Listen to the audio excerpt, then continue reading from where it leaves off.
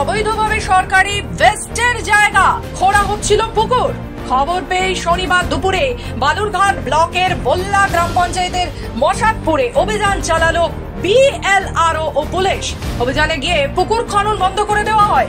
পাশাপাশি পুকুর খননের কাজে ব্যবহৃত মাটি কাটার মেশিন আটক করেছে বিএলআরও। তবে এই ঘটনায় এখনো কাউকে আটক করা যায়নি বলে খবর। পুরো ঘটনা খতিয়ে দেখছে বালুরঘাট বিএলআরও দপ্তর। সরকারি জায়গা জিসিবি খুঁড়ছে, কালকে 3টের দিকে হয়েছে। ওটা আমি জানি সকাল থেকে খুঁড়ছে। পারা গেল মোটামুটি 9টার দিকে গেছে বিএলও সাহেব যায় গাড়িটা বন্ধ করে দিয়েছে, সিজ করে নিয়েছে। আমরা খবর পেয়েছিলাম, খবর পেয়ে আমরা দেখলাম যে ওখানে একটা জেসিবি আছে।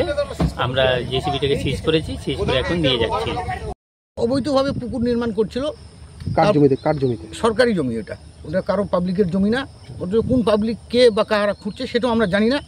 হঠাৎ বিএলআর সাহেব আসেন এবং আমাদেরকে দেখতে পেয়ে ডাকেন। ডাকার পরে আমরা ওখানে সেখানে যাই। তারপরে ওই এখানকার টগলিংগুলো বিএলআর সাহেব সিজ করেন। দীর্ঘদিন ধরেই জেলা জুড়ে এমন অভিযোগ উঠছিল বল্লা গ্রাম পঞ্চায়েতের মশাদপুর এলাকায় কাশিয়াখাড়ির পাশেই অবৈধভাবে সরকারি জায়গায় পুকুর তৈরি করা হচ্ছিল। মাটি কাটার মেশিন দিয়ে এই পুকুর খননও করা হচ্ছিল। সঠিকভাবে কে এর সাথে যুক্ত তা জানা গেল মশাদপুর এলাকার কেউ যুক্ত রয়েছে এই ঘটনার সাথে। প্রাথমিকভাবে অনুমান বিএলআরও। পুরো ঘটনা খতিয়ে দেখছে প্রশাসন।